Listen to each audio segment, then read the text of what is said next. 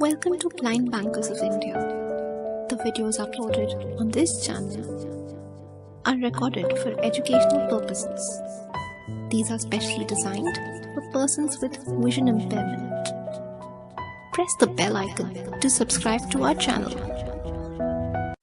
JIIB Paper 2 Accounting and Finance for Bankers Chapter 25 Company Account Part 1. Hello friends, this is Dr. Ashwini Kumar Agarwal bringing you simplified ways to understand accountancy. इस chapter में हम company accounts को समझेंगे, different types of companies को समझेंगे. हम देखेंगे कि कंपनीज किस तरह से कैपिटल क्रिएट करती हैं, शेयर कैपिटल्स इशू करते हैं, what are the different types of share capital,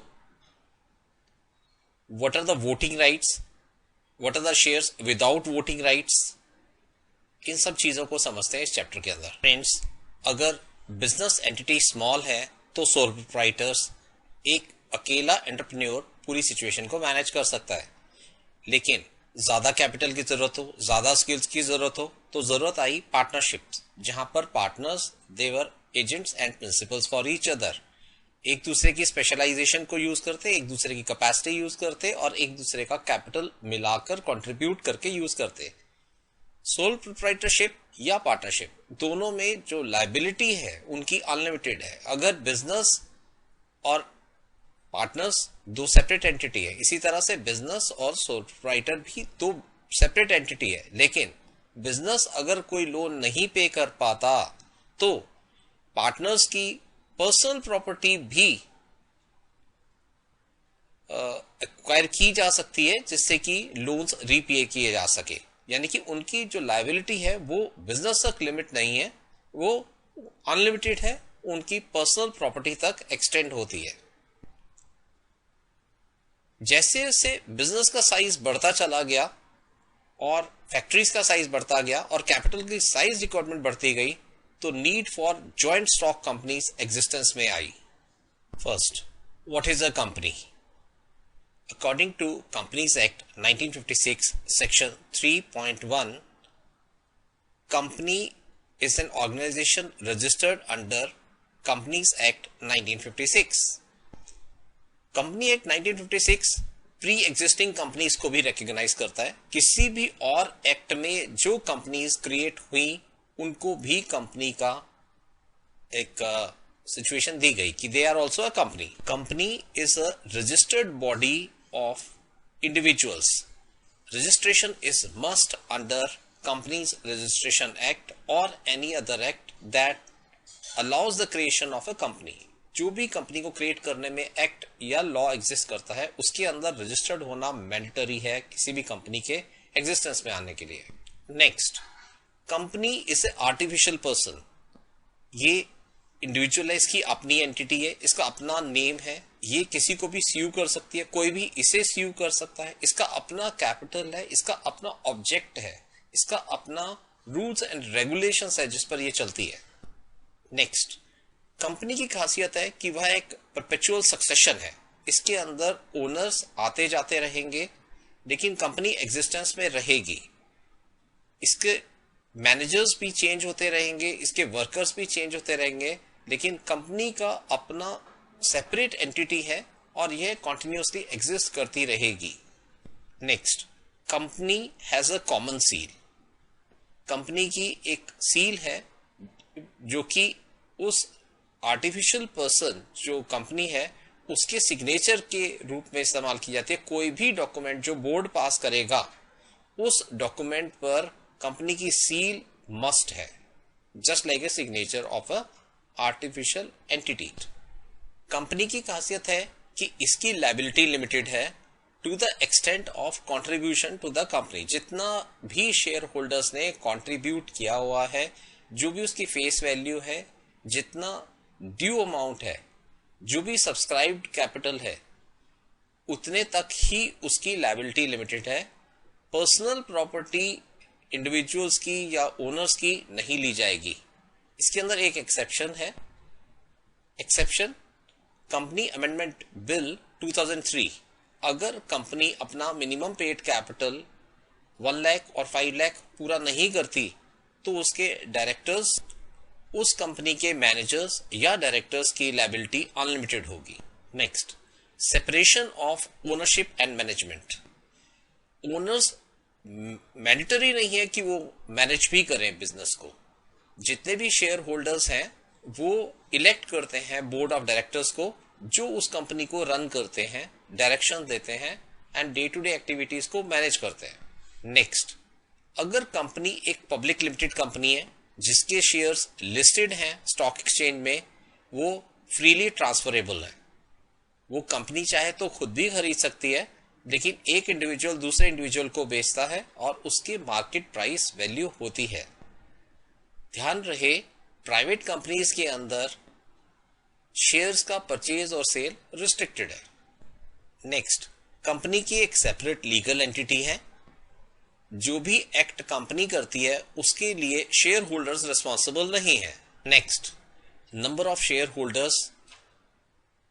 number of share holders private company में कम से कम 2, मैक्सिमम 200 तक हो सकते हैं, और पब्लिक लिमिटेड कंपनी में मिनिमम 7 और मैक्सिमम कोई लिमिट है ही नहीं।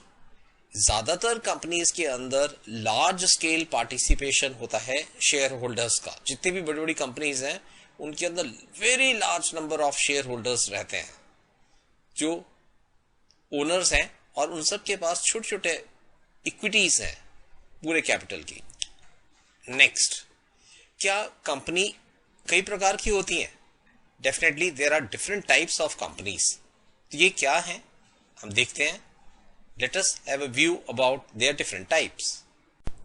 Friends, now we look into types of company. Companies को 3 कैटेगरीज में बांटा जा सकता है, 3 तरीके से बांटा जा सकता है। पहला है the way they have been incorporated, किस तरह से उनका इनकॉर्पोरेशन हुआ है। दूसरा है उनका ओनरशिप किसके पास है। तीसरी, ऑन द बेसिस ऑफ उनकी लायबिलिटी कितनी है जो ओनर्स है। पहला, इनकॉर्पोरेशन के बेसिस पर 4 पॉसिबिलिटीज हैं।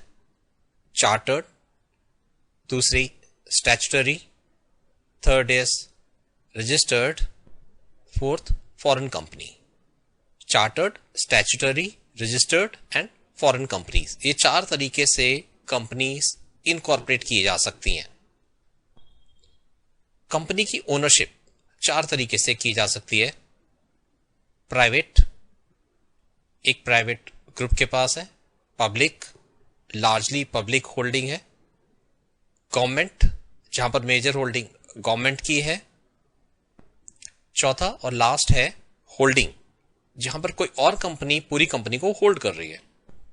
थर्ड कैटेगरी जिसपे हम डिवाइड कर सकते हैं कंपनी को, first liability limited, second liability limited by guarantee, third liability unlimited and fourth is subsidiary company.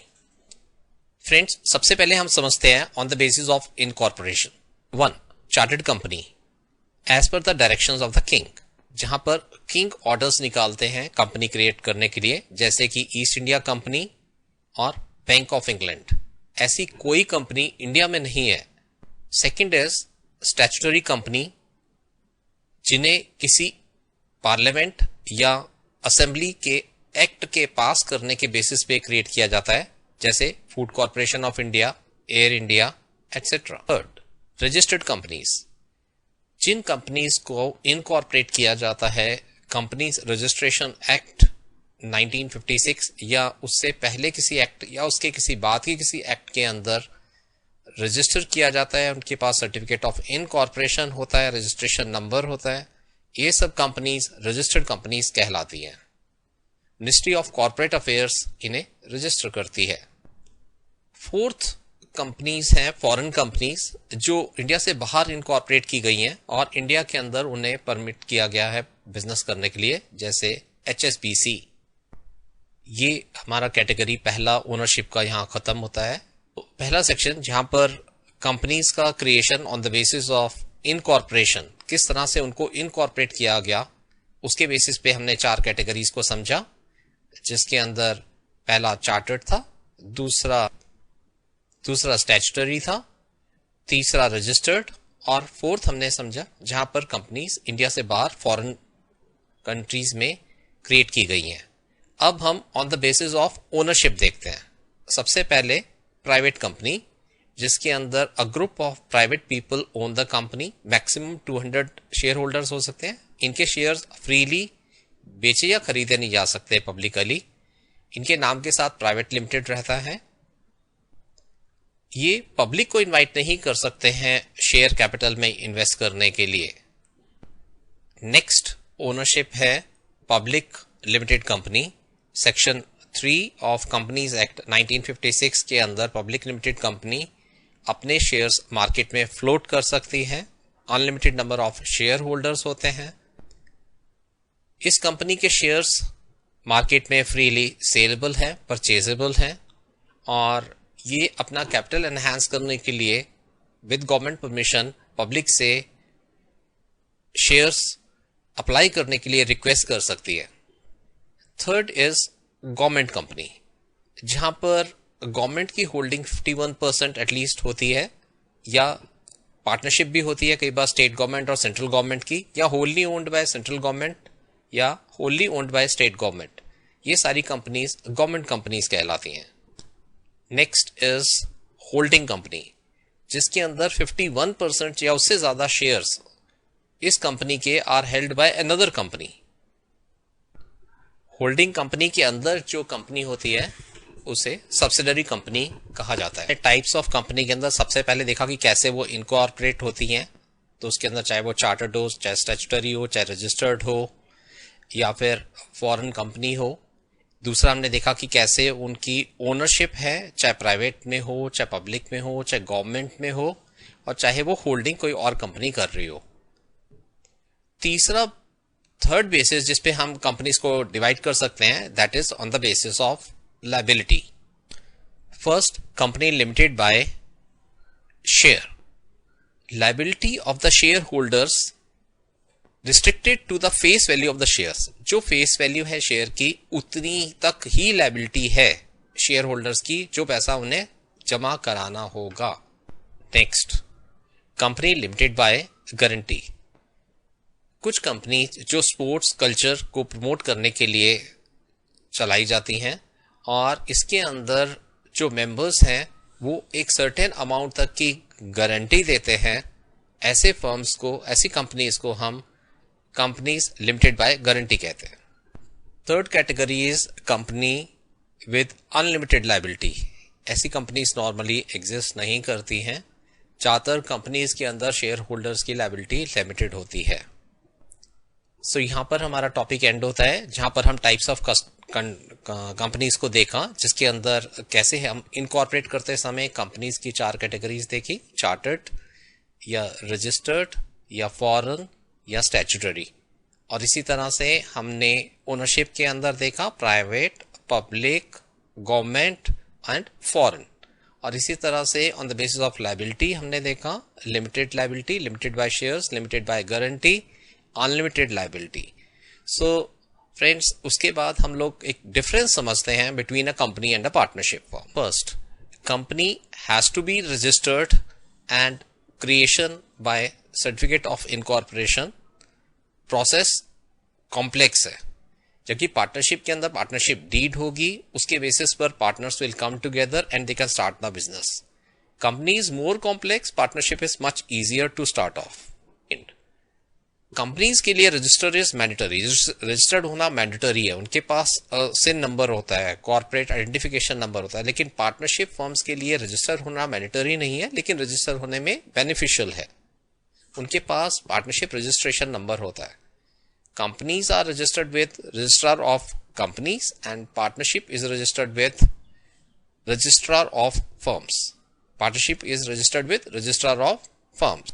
Next, partnership की जो लायबिलिटी है वो अनलिमिटेड है। सभी पार्टनर्स की लायबिलिटी अनलिमिटेड है, जबकि कंपनी के अंदर जो लायबिलिटी है that is limited to the share, to the face value of the share.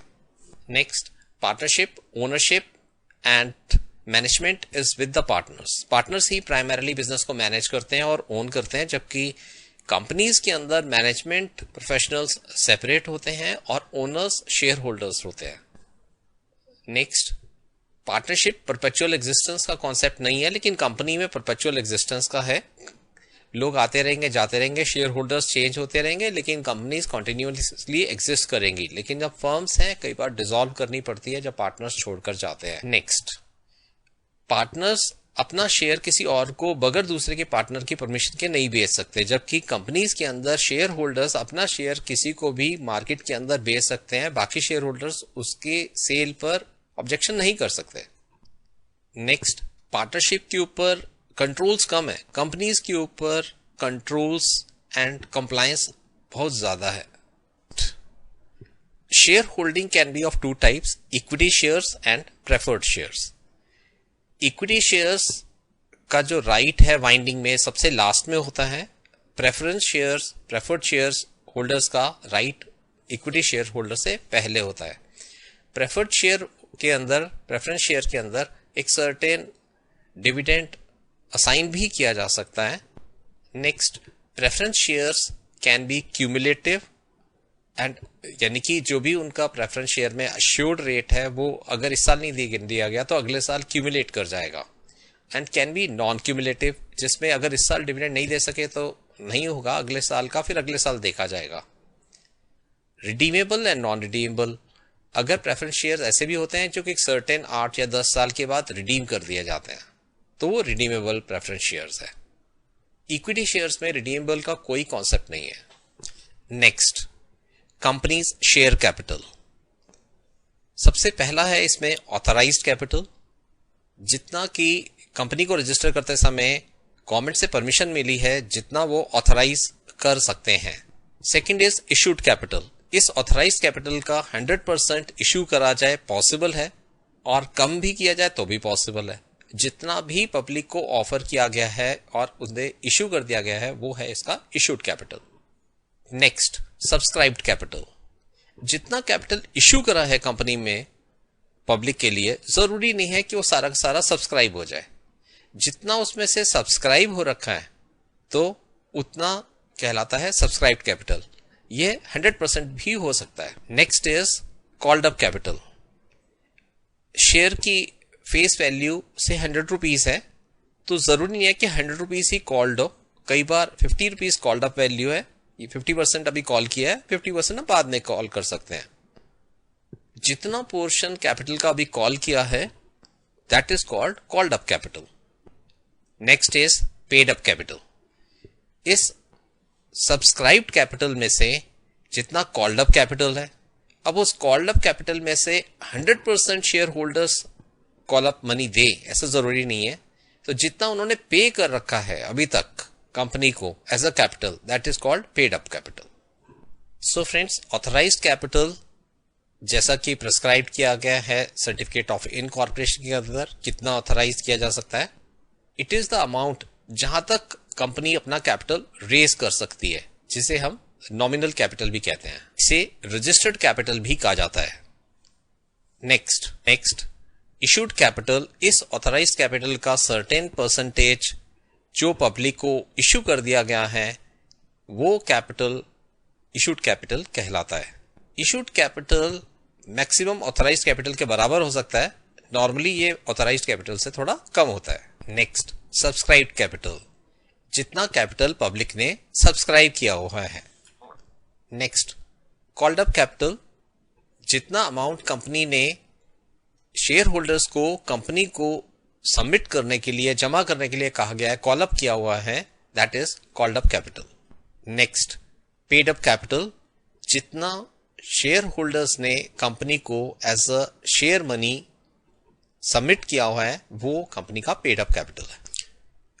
किसी भी कंपनी की बैलेंस शीट में ये सभी प्रकार के कैपिटल्स रिफ्लेक्ट किए जाते हैं। शेयर्स इशू किए जाते हैं, उसके अंदर एक मर्चेंट बैंकर होता है, एक रजिस्ट्रार टू द इशू होता है, और तीसरा कंट्रोलिंग अथॉरिटी होती है जो कि रीजनल एक्सचेंज बोर्ड रहता है या नेशनल एक्सचेंज बोर्ड जैसे securities and exchange board of India. अगर कोई इशू, कंपनी का इशू ओवर सब्सक्राइब हो जाएगा तो उसको प्रोपोर्शन सर्ट पैटर्न के अनुसार सभी को डिस्ट्रीब्यूट किया जाएगा। जितने लोगों को शेयर्स अलॉट हुए हैं उनका पैसा छोड़कर बाकी जिनको अलॉट नहीं हुए उनका पैसा रिफंड कर दिया जाता है।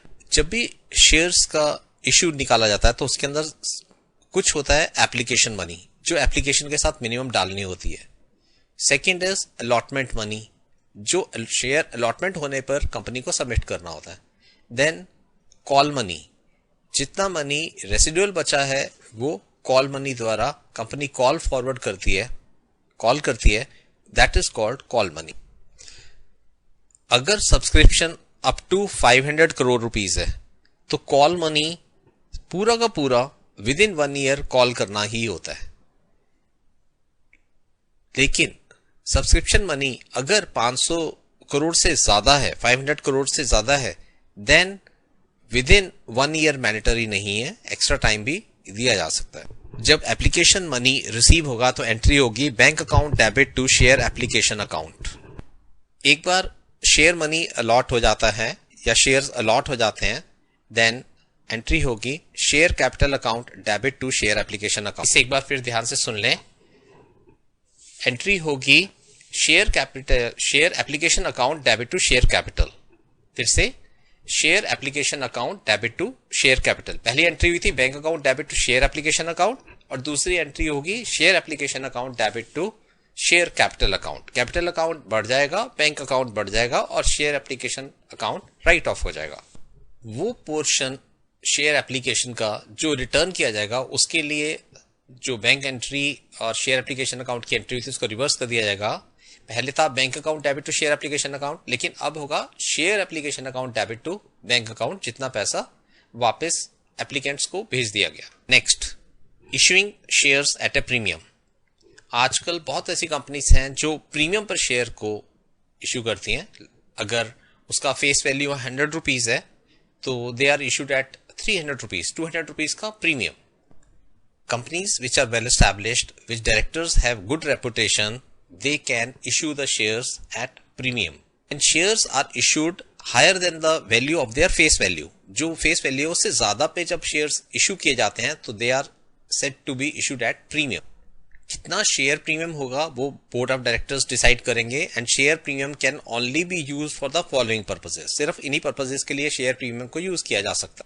ए, to buy back shares. Company के शेयर्स को वापस खरीदने के लिए शेयर प्रीमियम लिया जा सकता है।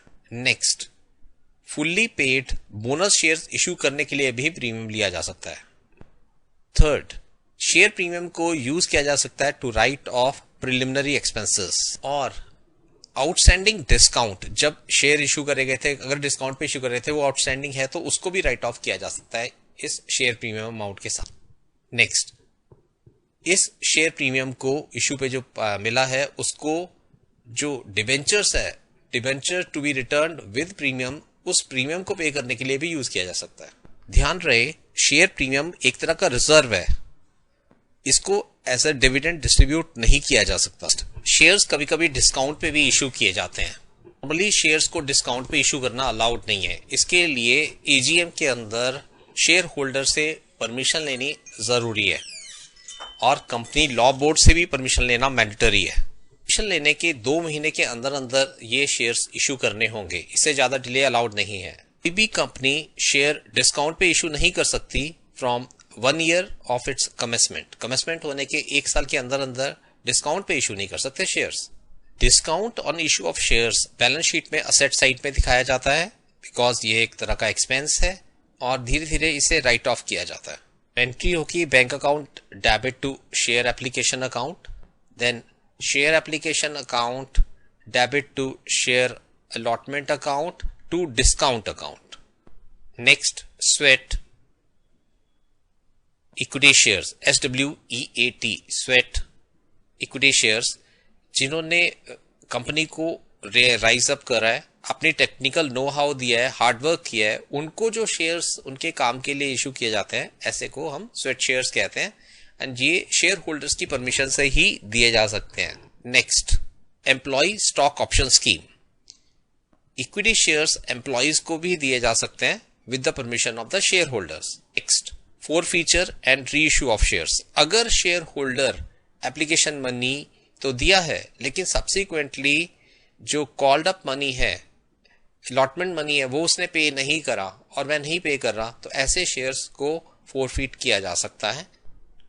फोरफीटेड शेयर्स कैन बी रीइश्यूड, लेकिन ये जब रीइश्यू करते हैं इसमें जितना एप्लीकेशन मनी आया है उससे उतना ही डिस्काउंट दे सकते हैं, उससे ज्यादा नहीं दे सकते। Next, issue of bonus shares. Issue of bonus share is just like capitalisation of reserves. जो रिजर्व, जनरल रिजर्व में पैसा है उसको शेयर्स कैपिटल में कन्वर्ट कर देने को हम इशू ऑफ बोनस शेयर्स कहते हैं। कई कंपनीज समय समय पर डिविडेंड डिक्लेयर नहीं करती, उसको एक्यूमुलेट करती रहती हैं और एज अ बोनस शेयर वो इशू करती हैं। कंपनीज ये शेयर एग्जिस्टिंग शेयर होल्डर्स को विदाउट एनी कंसिडरेशन देती हैं, फ्री ऑफ कॉस्ट देती हैं। कोई भी कंपनी बोनस शेयर तभी दे सकती है जब आर्टिकल ऑफ एसोसिएशन में उसके लिए प्रोविजनिंग हो। Securities exchange board of India SEBI permit कर दे तो ही बोनस शेयर्स इशू किए जा सकते हैं। कंपनी ने प्रॉफिट तो अच्छा कमाया लेकिन लिक्विडिटी ज्यादा नहीं है और वो अपना कैपिटल बढ़ाना चाहती है। नेक्स्ट, कंपनी अगर कैपिटल को स्ट्रेंथन करना चाहती है तो वो बोनस शेयर्स इशू कर सकती है। बोनस शेयर उन्हीं कंपनीज को इशू करने दिया जाएगा जिन्होंने कभी भी इंटरेस्ट पेमेंट में डिफॉल्ट नहीं करी है, लोन रिपेमेंट में डिफॉल्ट नहीं करी है, किसी एम्प्लॉय के कोई फंड में कभी भी कोई कमी नहीं रही है, एम्प्लॉय को पूरा पेमेंट टाइम टू टाइम होता रहा है। एक बार कंपनी के बोर्ड में अप्रूव हो गया बोनस शेयर इशू करने के लिए, तो बोनस शेयर इशू करने होते हैं within 6 months, that's mandatory, non voting share. Company के जो शेयर्स होते हैं they are with voting rights. Equity shares without voting rights भी हो सकते हैं। Third is the preference share capital. Non voting right shares issue किए जाते हैं with the share holders permission. इनको नॉर्मली एक्स्ट्रा डिविडेंड दिया जाता है। These share holders will get the bonus shares, लेकिन इनको वोटिंग राइट्स नहीं होगा। Only company with limited by the shares, यानी कि limited company, public limited company which is limited by shares, सिर्फ नॉन वोटिंग शेयर्स इशू कर सकती है।